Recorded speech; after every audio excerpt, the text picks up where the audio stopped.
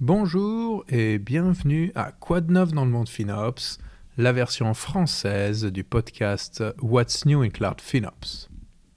Je suis Franck Contrepoix et dans les 20 prochaines minutes, je vais vous accompagner dans toutes les nouveautés des 3 hyperscalers, comme on dit, donc ça va être AWS, Google Cloud et Azure.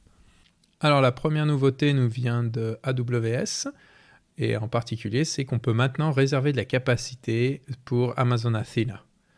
Donc si vous connaissez Athena, c'est une machine qui prend de l'SQL en entrée, qui après va se débrouiller pour extraire les informations de plusieurs types de formats, donc du CSV, du parquet, il y en a plein, enfin bon, et de nous retourner la réponse.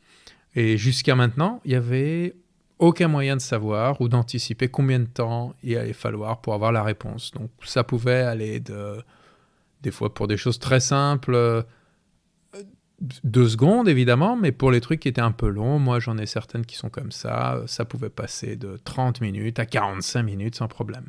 Donc si ce changement, cet inconnu de savoir en combien de temps vous allez avoir votre réponse pose des problèmes, il est maintenant possible de réserver de la capacité. Et en réservant cette capacité, vous garantissez tout d'un coup les temps de retour. Alors la deuxième nouveauté, c'est toujours chez AWS, et c'est Amazon EMR et on EKS permet d'avoir du vertical autoscaling. Vertical autoscaling, ça veut dire qu'on peut changer la taille. Donc si vous utilisez EMR, qui est ce qu'on appelle Spark, qui est vraiment Spark, donc c'est une application sur Amazon, et en même temps, vous utilisez en dessous EKS, donc qui est la version Kubernetes de Amazon pour pouvoir gérer vos nœuds, votre puissance de calcul. Maintenant, le système est capable de prendre les informations qu'on a de ce qu'on essaie de faire tourner et d'adapter les besoins ou les tailles des serveurs en dessous de manière dynamique sans qu'il y ait besoin de configuration de la part de l'utilisateur. Alors la nouveauté suivante nous vient de Azure. Et là, c'est que maintenant, pour PostgreSQL, il y a des nouveaux types d'instances qui sont les B4MS, B8MS, B12MS, B16MS et B20MS qui ont la capacité de coûter pas cher, mais en même temps de pouvoir quand même gérer des explosions d'utilisation de CPU. Donc c'est parfait pour ce qu'on appelle en anglais les bursts. Ça veut dire, c'est quand vous avez, par exemple, souvent c'est des systèmes de génération de rapports où ça va être silencieux pendant des heures et des heures, il n'y a pas beaucoup d'utilisation de CPU, ou presque aucune, et puis tout d'un coup, on a besoin de beaucoup d'élaboration. Et donc ces systèmes sont là pour ça, et ont été construits exprès pour ce genre d'utilisation où il y a beaucoup de temps où il ne se passe rien, et de temps en temps, boum, plein de choses à faire. Alors la nouveauté suivante, c'est de nouveau chez AWS et c'est pour ABC, qui est AWS Billing Conductor, qui est un système pour essayer de créer, pour aider surtout les partenaires ou les grosses entreprises qui ont besoin de facturer en interne, des factures en interne ou au moins des fichiers CUR files, donc des Cost and Usage Report files qui soient un peu spécifiques. Donc on peut rajouter des coûts, on peut donner des ristournes, enfin... C'est assez intéressant, et jusqu'à maintenant, c'était à peu près inutilisable parce que ça avait un coût complètement délirant. Mais maintenant, voilà, donc c'est payé par account, et c'est 8,25$ par account pour les 500 premiers. Après, ça va réduire pour les 1500 suivants, etc., etc. C'est beaucoup mieux. Au moins, ça va donner une idée de combien ça va coûter, et ça permet à quelqu'un, par exemple comme moi, de faire des tests et de savoir que ça va me coûter moins de 20$ pour faire des tests sur de serveurs. Je vais enfin pouvoir jouer un petit peu avec Billing Conductor sans avoir peur que la facture m'explose. La prochaine nouveauté, c'est chez Google, donc c'est Google Cloud, et c'est que maintenant on peut payer, on va garantir l'utilisation de Red Hat Enterprise Linux et Red Hat Enterprise Linux for SAP en achetant donc ce qu'on appelle des CUD, Committed Use Discount, et on va avoir un rabais sur le coût de la licence. Ce qui est assez intéressant, c'est que ça, c'est quelque chose qui existe chez Google Cloud et qui n'existe absolument pas chez Amazon, par exemple. où il n'y a pas de réduction sur les prix de licence. Alors le prochain, c'est sur Azure. Et je le trouve un petit peu rigolo, et on en discutait avec Steven, avec qui je fais What's New in Cloud FinOps en anglais. Et bon, le titre est un peu étrange. Donc, l'idée, c'est dans le titre, ils vous disent, oui, maintenant sur Azure Kubernetes Service, tu as 2 niveaux de prix, gratuit et standard. Et donc, tu dis, waouh, il y a quelque chose de gratuit. Je peux utiliser Kubernetes pour gratuit. Et après, quand on lit effectivement dans les détails, on découvre que non, c'est juste le backplane. Donc, tout ce que tu fais tourner, tout ce qu'on fait tourner, ça va toujours coûter des sous, ce qui est absolument normal. Et c'est plus un changement de nom qu'autre chose. Ça veut dire qu'avant, il y avait standard et avancé ou production. Et en réalité, tout le monde restait sur standard. Alors que si vous avez des trucs qui doivent aller en production, vaut mieux les mettre sur production parce qu'il y a des meilleures garanties de service. Donc maintenant, ils ont renommé ça Free, qui est le backplane est free, et c'est tout. Et standard, où il y a quelques garanties des SLA, mais bon, et là tout d'un coup, c'est pas gratuit, mais ça serait à vérifier. Alors la prochaine, c'est toujours chez AWS, c'est que AWS Backup, donc pour les sauvegardes, maintenant, on peut faire des sauvegardes de SAP HANA qui tournent sur EC2 directement avec AWS Backup. Alors c'est très pratique. Donc pour ceux qui ne savent pas, SAP HANA, ce sont des bases de données vachement compliquées. Déjà, c'est SAP. Mais surtout, ce sont des bases de données qui sauvent toutes les informations en mémoire. Et donc, ça tourne sur des instances qui ont minimum, généralement, 1 teraoctet de mémoire. Donc, c'est immense. Les sauvegardes sont aussi immenses. Et c'est en général assez compliqué. Donc maintenant, le fait de pouvoir déléguer à AWS Backup les sauvegardes et les restaurations, je pense que ça va être vraiment bienvenu pour tous ceux qui utilisent HANA sur AWS. Alors l'autre nouveauté, donc c'est toujours chez AWS, c'est que maintenant, quand on utilise AWS Batch et Amazon ECS, quand on les utilise ensemble, jusqu'à maintenant, on avait juste une ligne dans le fichier, le curve file de rapport financier, alors que maintenant, on va pouvoir avoir plusieurs lignes. Je ne sais pas si ça va beaucoup changer notre vie, mais en même temps, je suis assez impressionné qu'ils aient eu envie de le faire.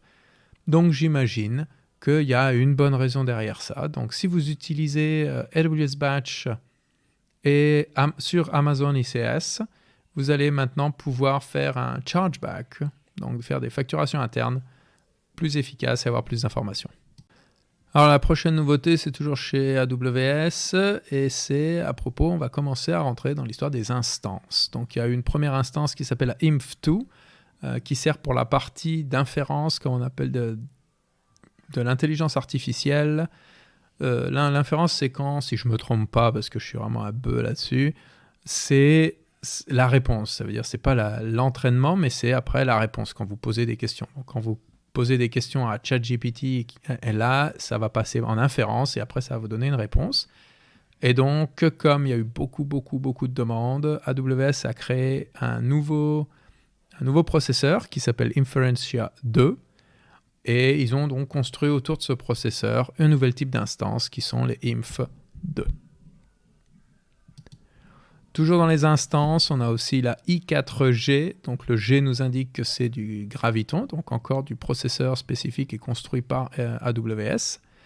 Et dans ce cas-là, la famille des i, donc le i auquel le i4 appartient, est faite exprès pour le stockage d'informations. Donc ils vont avoir des capacités plus importantes, ou surtout, le plus souvent, ils vont avoir des vitesses d'accès beaucoup plus importantes. Donc ce sont des instances faites exprès pour des bases de données transactionnelles, ou des DynamoDB, ou des PostgreSQL, ou par exemple des trucs comme Apache Spark. Alors toujours dans des nouveaux types d'instances, mais cette fois on est chez Azure, il y a des nouvelles types de VM, donc qui sont les DLSV5 et DLDSV5, qui se font appeler comme standard, General Purpose, mais en réalité, elles ont encore c'est de la différence, c'est de la correspondance entre la mémoire et le nombre de processeurs.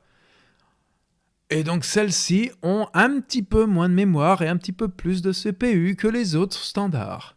Enfin bon, donc c'est un autre standard, mais un petit peu différent, mais bon, enfin dans l'ensemble, c'est quand tu as besoin de moins de mémoire et un petit peu plus de CPU, donc ça va être tous les trucs, par exemple, les serveurs de jeux vont être là, tout ce qui est le encoding vidéo, donc si vous faites des vidéos ou analyse de photos, ça va généralement avoir besoin de plus de CPU que de mémoire.